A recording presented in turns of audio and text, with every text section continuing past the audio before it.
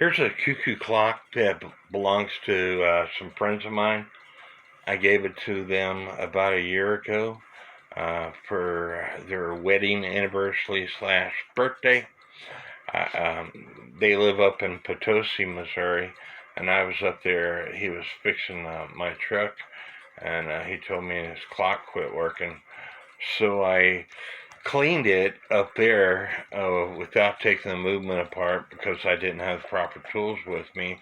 And it's got these compression clips on it, and I couldn't get the clock to do this to where I let go of it and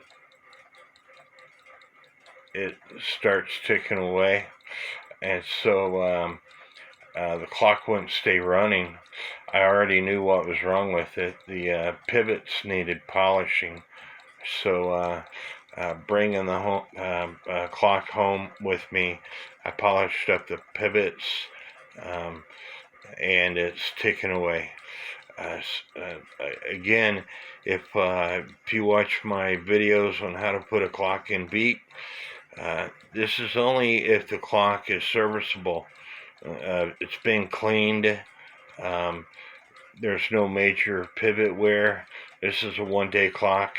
It can have pivot wear, but if it needs servicing, you're not going to be able to get the clock in beat to do this, to where when you let go, it starts ticking away again.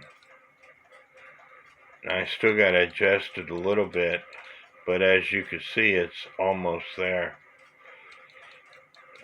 But anyway, I brought the clock home.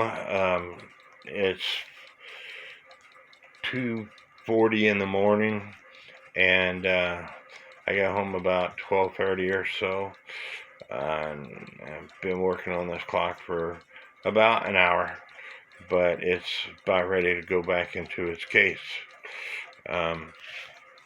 They like the clock. It's after the hunt cuckoo clock, but the deer is missing its horns.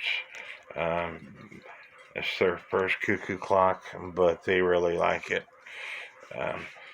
So the purpose of this video is to tell you that in order to get a clock in beat, the clock has to be serviceable.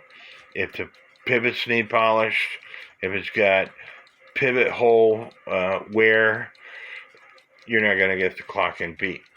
If the clock is filthy, you're not going to get the clock in beat.